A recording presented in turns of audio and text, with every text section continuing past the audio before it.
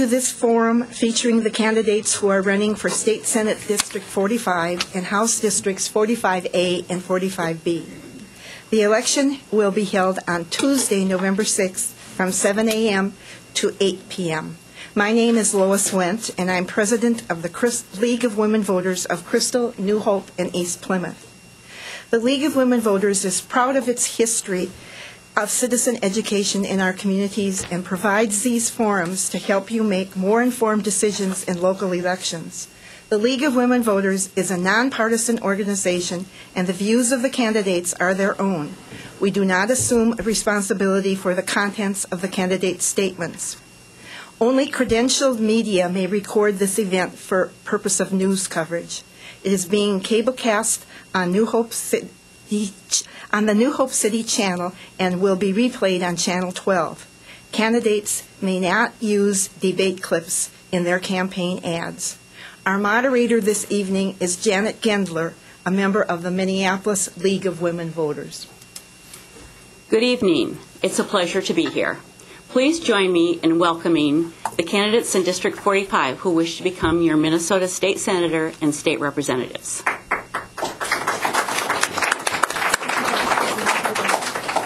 Each candidate will have up to 3 minutes for an opening statement, an opportunity to tell us about themselves and why they want you to represent our state government. Following that, members of the audience may ask questions of individual or all candidates. Please write your questions on one of the cards provided and hand it to a league member. All candidates may answer any question, whether or not it was directed to them. Candidates may take up to 1 minute to answer. At the end of the question period, each candidate will have up to 1 minute for a concluding statement. It's not the Senate, it's the district. Oh, I'm sorry. It's the district. I was reading the script that got changed. So this is these are the candidates for state representative from 45A. The candidates for District 45A are Lyndon Carlson, a member of the DFL party, and Jeff Pauley, a member of the Independent Republican Party. District 45A encompasses most of New Hope except for Precinct 1, the northeastern section of Plymouth and northern Crystal. The timekeeper will assist you by indicating how much time remains and when to stop. Can you see them clearly? Can you see her clearly? Please begin with your opening statements of up to 3 minutes, and I will allow you to finish your sentence, but I'll try not to be too harsh a timekeeper. The first candidate to speak will be Mr. Jeff Pauley. Thank you so much, Janet, for being the moderator for this forum tonight, and thank you to the League of Women for hosting this forum. You have a long and proud tradition of doing this kind of event. I personally think that's fantastic. Anything that we can do as candidates to get the word out, communicate with prospective citizens and voters is just phenomenal. My name is Jeff Pauley, and I'm running for the Minnesota House for one reason and one reason only, and that's to make a positive difference in the lives of people from New Hope, Crystal, and Plymouth. I'm a lifelong resident of this area. I grew up in Crystal. My parents were a teacher and a nurse. I have 2 brothers. My wife, Pam, who's in the audience tonight, thank you for that. And I live in Plymouth now, just 3 blocks north of Armstrong Senior High School. There we've raised just 2 wonderful, lovely daughters, Lee and Allison. We're so proud of our kids. Lee serves our country in the U.S. Navy, and our other daughter, Allison, is a senior in college. Wonderful, wonderful kids. I'm so blessed. Most of my work life has been spent in marketing roles within the healthcare industry. More recently, I have been a business owner that has provided leadership and team development services to businesses, to nonprofit organizations, and also to units of government at the federal, state, and local level. Over the years, I've been an active community volunteer. I won in 2005 the Bravo Award from Twin West Chamber of Commerce for service related to work that I'd been doing with the Plymouth Business Council. I'm a former board chair of the NHCP, or New Hope Crystal Plymouth Swim Club. And I've done as well a number of other kinds of volunteer activities here locally and also nationally. I've spent my entire lifetime, everything that I've ever done has been about helping other people be successful. That's what I do, and that's who I am as a person. That's at my very core. What I'm not going to do tonight here in this candidate forum or quasi-debate, if you will, is try to build myself up by diminishing my challenger in any way, shape, or form. I'm not going to act in a hyper-partisan or highly political manner, and I'm not going to make any political promises either, other than just one, and that is with your support and guidance, if elected to serve on your behalf in the Minnesota House of Representatives, that I will try my very best to serve our community in a way that will make you all proud. Thank you. Thank you. The second candidate to speak will be Representative Lyndon Carlson. Well, thank you, and I would like to thank the League of Women Voters for sponsoring the forum as well. By way of my background, I'm married. My wife Carol is in the audience. Many of you know her through our activities through the years. I have 3 adult children, all of whom went through the Robbinsdale schools, and 6 grandchildren. I'm a retired teacher. I taught in the Minneapolis public schools, primarily at Henry and Edison high schools. I've also been involved in the community. I'm currently a member of the Northwest YMCA Board of Directors, been active as a volunteer in the Robbinsdale School District as well as at Hennepin Technical College, and I'm a former member of the PRISM Board of Directors. The committees that I serve on in the legislature, I'm the lead DFL member of the Ways and Means Committee, which is responsible for setting the overall parameters of the state budget for the Minnesota House. I serve on the Tax Committee as well as the Capital Investment Committee, and I'm also appointed to the Midwest Higher Education Compact. The areas that I'm primarily interested in as a legislator would be right now jobs and economic development. I have a long history in that regard, supporting our infrastructure, supporting education, supporting research at the University of Minnesota. All of those are areas of job creation. I think it's important that we have a sound infrastructure. I think it's important that we have an education system that is second to none. And we have had a long history of a lot of job creation and spin-off as a result of the research at the University of Minnesota. As far as education is concerned, another high priority of mine, I think we need to increase the funding to our schools. In recent years, that funding has lagged behind. We have to pay back the shift that we owe our school districts as a result of the last legislative session. And I did carry legislation, in fact, to do that. It was the minority report from the Ways and Means Committee to begin paying back the shift, and unfortunately, the majority party tabled that particular bill. But the school districts would have gotten a great deal of help had that proposal moved forward. I'm also quite interested in the achievement gap when we talk about education. I think we have to look very seriously and more than we have at early childhood education, all-day kindergarten for all of our school sites, and we have to look at the opportunities for our young people in the areas of higher education. I have many other priorities as well, but looks like I just have 30 seconds remaining, so I'll stop here. Thank you. It's now time for audience questions. You may continue to write and raise your hand for a league member to collect your question during the course of the forum. Questions may be directed to an individual or to both candidates, and each candidate has the opportunity to respond to any question. It's our intention to select questions that represent the interests expressed by the members of our audience and those who submit questions. The League of Women Voters does reserve the right to consolidate questions if there are several on one issue, so that as many issues as possible may be covered during this period. So just because you don't hear your question doesn't mean it wasn't considered. Questions will be answered in rotating order. So we'll start first with Representative Carlson, and the question is, please discuss your number one policy issue, priority, issue, or please discuss your number one policy or issue priority and your experience and knowledge in addressing that issue. Okay, well, I touched on that a bit with my introductory comments when I said that the number one priority, I think, for the next legislative session, and it's certainly mine, and that's jobs and economic development. Minnesota has been fortunate in the sense that the unemployment rate in Minnesota is below the national average, but we still have to work to continue to lower that rate of unemployment. One thing that we can do that will help all of the businesses, all of the citizens of the state is continue to develop our infrastructure. And we've lagged behind in that regard. We did have a major bonding bill this last legislative session that I supported to get the infrastructure started, and that included funding for some of our colleges and universities that badly needed upgrades. It included funding for roads, bridges, and other facilities as well. Education is absolutely core to providing good jobs. That's one thing that has helped Minnesota immensely, is having a highly qualified workforce. Thank you. Thank you. Mr. Pauley?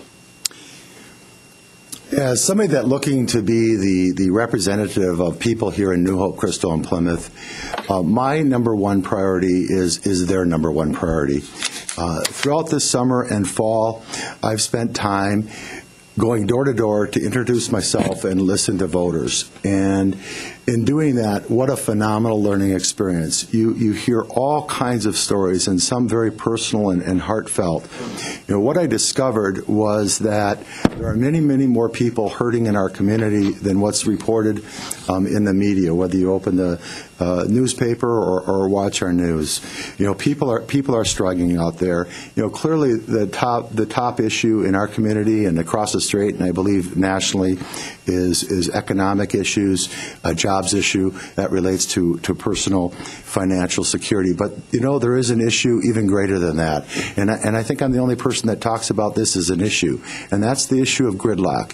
If we don't get beyond the gridlock in St. Paul, it doesn't matter what your priority is. It just simply doesn't. We'll be stuck. We need to help businesses in this state thrive. And in order for businesses to thrive, people will prosper. Thank you. The next question. Aid to local government has been cut drastically. Property taxes will be raised as a result. How can this be alleviated? Mr. Pauley? Well, that does depend, I believe, in terms of what community you live in and what community that you're talking about. LGA, or local government aid, is a program that various cities participate in at various levels. For example, you know, the city of Plymouth doesn't participate in receiving local government aid money, whereas the city of Crystal does. And the city of New Hope is currently, as I understand it, working its way off receiving local government aid from the state government. Local government aid is a valuable program in terms of providing help and balancing to cities that you know can't afford certain kinds of infrastructure kinds of requirements, police, fire, street, sewer improvement, that type of thing. And I absolutely do believe that local government aid, we need to prioritize in these tough economic times, needs to be tied directly to necessary services, police, fire, sewer and water, roads. Thank you. Representative Carlson? I've been a supporter of local government aid, and the tax bill is such that virtually all communities benefit from the various provisions in the bill. One thing that I thought was unfortunate this past session was when the majority party was successful in eliminating the homestead credit, which had a major impact on property taxes. But I think when we talk about local government aid and whether some communities benefit or not, you have to keep in mind that local government aid is aid to cities and counties. And so all of the residents, for example, in the city of, or in the county of Hennepin, would benefit from aid to the county as well. So that's something to keep in mind when we talk about local government aid. A county unit of government is local government as well. Thank you. The next question. Can the state of Minnesota pay back the $2.4 billion it has borrowed from the schools? How and when? Representative Carlson. As I mentioned in my introductory comments, I carried on behalf of the Minority Caucus the minority report as a member of, or as the lead Democrat of the Ways and Means Committee. We were going to begin the process of paying back the school districts through the provision that deals with what we call FOCs, or foreign operating corporations. And that would have generated enough revenue, along with the economic growth that we're beginning to see, to begin to pay back the school districts over a period of time. And I think that has to be an absolute high priority, and I hope that we can revisit that again come January. Thank you. Mr. Pauley? My answer to that question is yes, and immediately. You know, I find it absolutely inexcusable that that money hasn't already been paid back. An absolute travesty in my view. The fact of the matter is, we have claimed that our state budget is balanced, and I don't know how we can make that claim. It's like all of us saying, well, our personal budgets are balanced if it wasn't for our mortgage. That money needs to be paid back as soon as it possibly can. I think it needs to be one of the highest priorities in our legislature this session. Something we concur on. Thank you.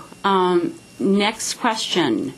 Please explain your stance on the voter ID amendment or the marriage amendment, and why you stand where you do. Mr. Pauley. All right. Let's go with the voter ID amendment first. This is one of those issues where, frankly, I'm quite disturbed by the amount of misinformation that is out there about it. This is not a new issue by any stretch of the imagination. About a third of the states in this country already have voter ID, photo ID. In 2005, a commission was put together that included former Democrat President Jimmy Carter and Secretary of State on the Republican side, a bipartisan commission, to look into our country's voter system, its integrity. And their report, which they issued, you can look it up, it's online, it's readily available, said that there's a couple different things going on. One is that there probably isn't widespread voter fraud, but it certainly occurs. And the other thing is they recommended that we have a photo ID and that we combine that with voter outreach. Thank you. Representative Carlson? Yes, I think you have to look at the purpose of the Constitution, and the Constitution's purpose in the state of Minnesota, as well as nationally. The national Constitution is to have our plan of government in place and the separation of powers, and to protect people's rights. And I think it's vitally important that we protect people's right to vote. I think it's vitally important that we do not put social issues into the Constitution. That's not the purpose of the Constitution. When we talk about voter ID, 20% of the senior citizens could conceivably be disenfranchised or would have difficulty getting a photo ID. College students that move from their local community to go to school in another part of the state would have difficulty meeting the requirement of a photo ID with their current address, because their driver's license, for example, from their home here in Crystal or New Hope or Plymouth is perfectly valid because that's their home residence. But if they choose to vote in their college community, they would have difficulty. And it does create two levels when you look at college students. It has to be a government-issued ID. So if you're a student at the University of Minnesota, the MNSCU system, that would be valid. Thank you. If you were attending a private college, it would not be. Thank you. The next question. Back to schools. Minnesota schools are facing budget crises at a record pace. Would you vote to increase the per-pupil funding? If not, how would you alleviate the problem? Representative Carlson. Well, again, that was something that I addressed in my introductory comments. I think it's absolutely necessary that we address the foundation aid formula. Our funding for our schools has lagged behind. Even if we separate the shift question, we're funding our schools at about a 1998 level. Inflation has simply not kept up, and so I think it's absolutely necessary that we go back and revisit, if you will, the Minnesota Miracle that was put in place in the early 1970s, and have what we call the New Minnesota Miracle. That was a bill that I was a co-author of with Mindy Greiling, who was the chair of the K-12 Finance Committee, when I chaired the overall Finance Committee for the Minnesota House of Representatives. Mr. Pauley? Quality education in our state is exceedingly important. In fact, our Minnesota Constitution really requires that our government focus on three areas. One is a organized public school system, one is a transportation infrastructure, and the other is a free and fair judiciary. Education is exceptionally important. You know, it really doesn't do us a lot of good to be talking about, the need to create a thriving business world and an economy if we don't have a well-educated and skilled workforce to work in that economy. The base formula had been increasing year after year after year, and then more recently it's flat in terms of the funding amounts. I believe that it definitely needs to keep up with inflation. Thank you. The next question is directed to Mr. Carlson, but Mr. Pauley, you may answer it. Should there be term limits for legislators? Why or why not? I wonder why that was addressed. But since it's Mr. Pauley's turn to go first, you can say it first. Oh, okay. You can go first if you'd like to. Mr. Pauley? Oh, okay. That's a kind of a tough question. My heart says yes. We should absolutely have term limits. I believe deeply and strongly in the concept of citizen representation, of the people, by the people, for the people. My head says, and in practicality, it's probably a fairly difficult thing to do. I mean, how are we going to get our Minnesota legislature to vote themselves out of office, essentially, by implementing term limits? I think at a very, very minimum, when somebody is seeking public office, seeking to serve others, they need to clearly state their intentions. And I'll clearly state my intentions right here and now. I'm not a career politician, and I certainly don't plan to become one. If generously you would decide to elect me and have me as your public servant, I will definitely not serve in the Minnesota legislature other than should I be reelected a couple different terms. That's it. Mr. Carlson? I have been fortunate to be elected a number of times, but I would like to point out a couple of things. The last time there was a study on legislative turnover, there was a 77% turnover over a 10-year period. So there is a turnover within the legislature. There is fresh blood, if you will. But I think experience is important. And something I'd like to point out, earlier there was a question or a comment, I should say, about gridlock. I chaired the Finance Committee, and this is where I think experience counts. We had some huge budgetary problems. In 2008, I carried the Omnibus Budget Balancing Bill, House File 1812. That passed on May 19, 2008, 115 to 19. I was at the table negotiating that with Governor Pawlenty. I carried, again, the Major Budget Balancing Bill in 2010. Same vote, 115 to 19.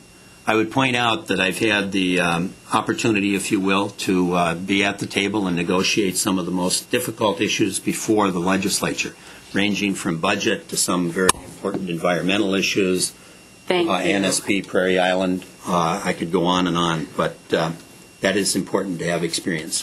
Thank you. This is the final question before closing.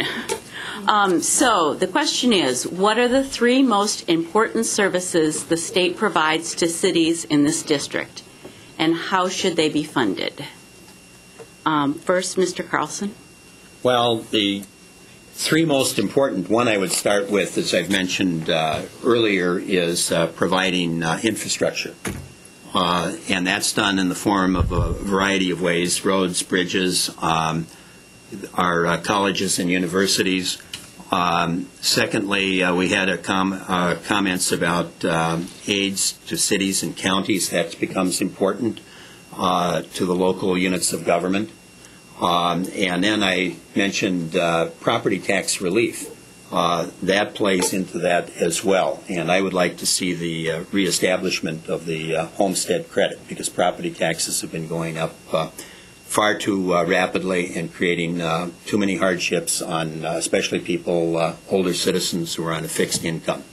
So those are three important services that we provide, along with education. I would add as a fourth one, but not necessarily in the fourth place. That would be really close to the top. At the top. Thank you. Mr. Pauley? Your question, as I understand it, was how can the state help cities?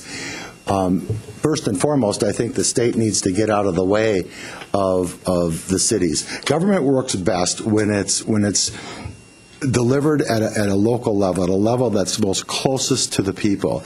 I think we need to let our cities decide how they operate, how they function, and how they serve the people in their various communities. The federal government has taken a very heavy hand and is dictating much to the state of Minnesota. The state of Minnesota oftentimes, not always, but oftentimes takes a heavy hand and dictates how cities must operate and what particular services they need to fulfill. Principally, I believe that that's the responsibility of cities. It's not for us in the Minnesota legislature to dictate that to them. Thank you. We have now reached the final segment of the forum when each candidate has 1 minute to give a closing statement. We will begin in the reverse order from the opening statements, and that means we begin with Representative Carlson. Yes. In my beginning statement, the 3 minutes went by pretty rapidly, and I would have liked to have commented a bit on health care. I did get a chance to talk about property tax, and hopefully, maybe informally, we can talk about tax reform and the importance of having a balanced state budget. And I did indicate that when I chaired the Finance Committee, we did have truly a balanced budget. Also, I would have liked to talk a bit more about environmental protection and some of the work that I've done on the LCCMR commission that I at one time served on. But I would like to point out a couple of things. I've been in the legislature 40 years. I'm proud of that. 100% attendance over 40 years. So I'm a person who is on the job. I've conducted, along with other area legislators, town hall meetings to keep in touch with people in our community, and done things like legislative reports, questionnaires, to find out what people are interested in and what they're concerned about. So I would appreciate your support on November the 6th. Thank you. Thank you. Mr. Pauley. Thank you again to the League of Women Voters. Appreciate this opportunity to present ourselves as candidates. Also, thank you to everyone that's here and anybody that might be later watching through Channel 12 News, who provides a phenomenal service. I think, for the most part, we can all agree there are far, far too many people in our community that are hurting, really hurting. And even people that are keeping their heads above water right now, they're wondering when the next shoe is going to drop. When are they going to be harmed? What about their own personal financial security and their children and their grandchildren? As a candidate running for elected office, I don't pretend to have all the answers. I probably don't even know, some of the questions. But I'm a positive person, I'm an optimistic person, and I do believe that results are attainable. To be certain, I do believe deeply in my heart and my head that to make this happen, we need to elect representatives, people that will serve you and make very tough choices in these hard, difficult times without concern for re-election. We need to come together through our relationships with each other and make some headway. You've heard from your candidates for the House of Representatives, District 45A. Thank you for your participation. There'll be a short break while candidates from Senate District 45 are seated.